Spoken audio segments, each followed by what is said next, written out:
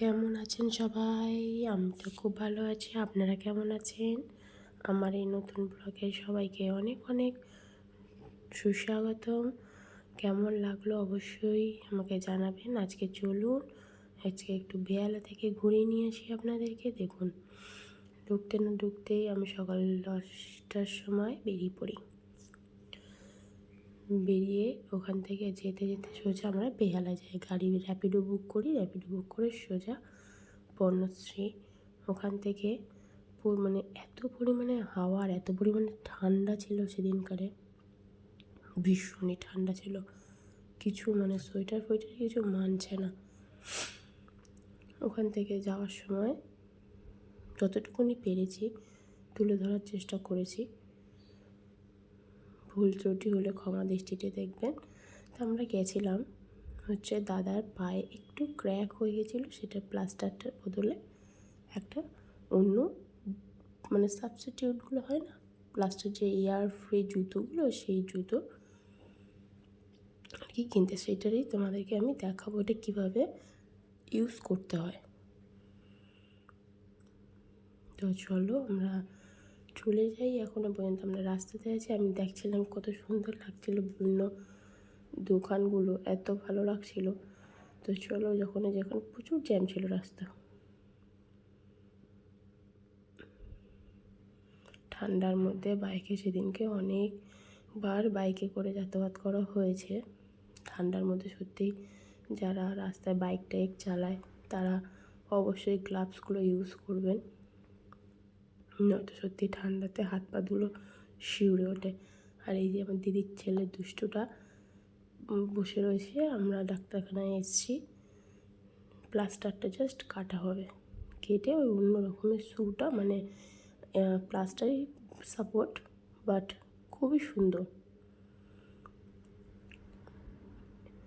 দিদি এই কটন ফটনগুলো সব পরিষ্কার টরিষ্কার করে দিয়ে আমি চলে গেছিলাম বেহালা থেকে সোজা মেডিকেলে। কে কে ট্রাম চড়েছো একটুখানি কমেন্টে জানিও। আমি কিন্তু এখনও আমার এখনও চড়া হয়নি। তো যাই হোক, আমি ওখানে এইটা পুরো বেল্টগুলো খুলে নিয়ে পড়ানোর সময় তো পড়ানোর সময় একদম ওপেন করে নিলাম। আচ্ছা, এটা তো পুরো চাপা। ও আচ্ছা আচ্ছা আচ্ছা, ঠিক আছে।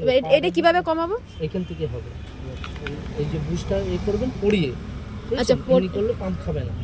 ও পড়িয়ে যে সেট করে নিয়ে তখন অটোমেটিক এটা এখানে ইয়ার পাম্প হবে।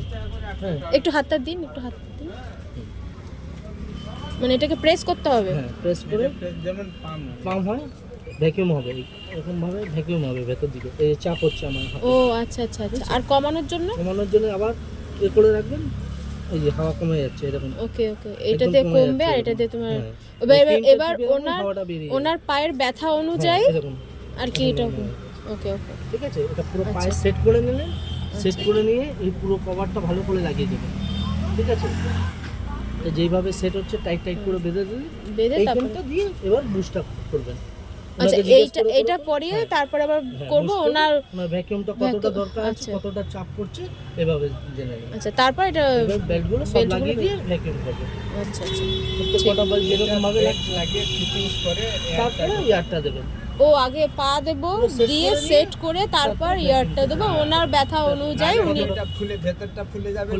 আচ্ছা আচ্ছা আচ্ছা, ওনার যখন বেশি ব্যথা হবে তখন একটু খুলে রাখা যাবে, হাওয়া কমিয়ে দেবো। আচ্ছা, হাওয়া খুলে করে দেবেন পুরো দিকে। ওকে ওকে ওকে, বুঝতে পেরেছি। চাপলে আস্তে আস্তে বেরিয়ে যাবে। ঠিক আছে ঠিক আছে।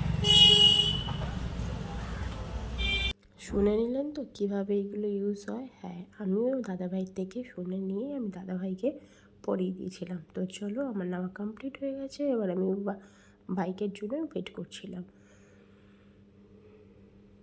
ততক্ষণে তোমরা একটুখানি দেখে নাও।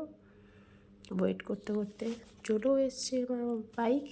আমি এখান থেকে আবার সোজা বেহালা যাব, তার মধ্যেও প্রচুর জ্যাম। আর খিদিরপুরের ওই দিকটা এত ধুলো, মানে বিভৎস পরিমাণে ধুলো ছিল। আর প্রচণ্ড তো জ্যাম থাকেই খিদিরপুরের ওই দিকটা। যার খিদিরপুরে এদিকে থাকো তারা নিশ্চয়ই দেখবে প্রচণ্ড পরিমাণে লরির জ্যামগুলো বিশেষ করে পাওয়া যায়। আমরা কলেজ স্ট্রিট থেকে পার হচ্ছি। আমার তো খুব ভালো লাগে কলেজ স্ট্রিট, বড়বাজার এইসব জায়গাগুলো, মানে বিভিন্ন রকম দোকান টোকান দেখতে।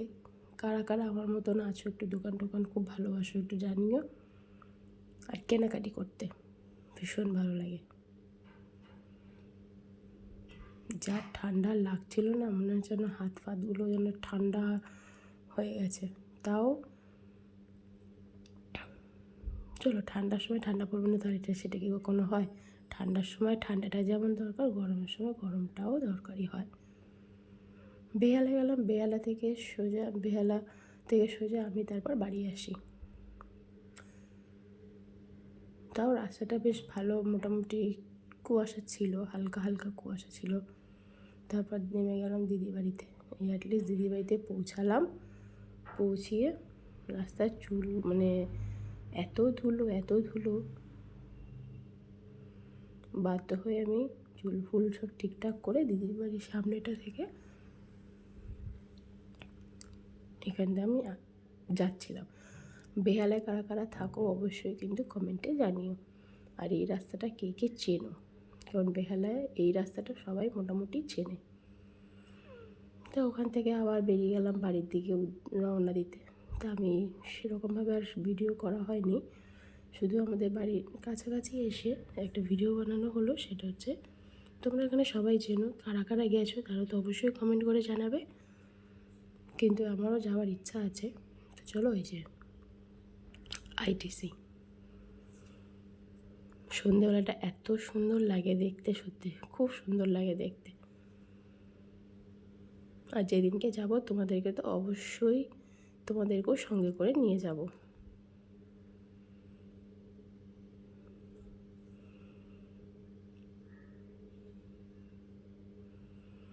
আমি প্রথমে ভেবেছিলাম হয়তো দেখা যাবে না, কিন্তু পরক্ষণে দেখি দেখা গেছে, পুরোটাই ভালোভাবে দেখা গেছে। আর এত সুন্দর তৈরি করেছে, সত্যি দুর্দান্ত। আমার তো ভীষণই ভালো লাগে। তার মধ্যে লাইটিংয়ের কাজগুলো সত্যি খুব সুন্দর করে। তার সাথে সাথে উঁচু উঁচু বিল্ডিংগুলো, বাহ, দেখতে যা লাগে না সেই লাগে। তো এইভাবে বাড়ির কাছাকাছি চলে আসলাম। তারপর অ্যাটলিস্ট যখন পাড়াতে ঢুকলাম যেন শান্তি, মানে সব দিন সারাটা দিন ঘুরে ঘাড়ে যখন পাড়াতে ঢুকলাম তখন মনে হলো যেন না, বাড়ি ফিরছি। আমার এই ভিডিওটি ভালো লাগলে লাইক, কমেন্ট আর সাবস্ক্রাইব করতে কিন্তু ভুলবে না। যদি ফেসবুক থেকে থাকো লাইক, কমেন্ট, শেয়ার করতে ভুলো না। কে কোথা থেকে দেখছো অবশ্যই করে কিন্তু জানিও। দেখার জন্য অনেক অনেক ভালোবাসা।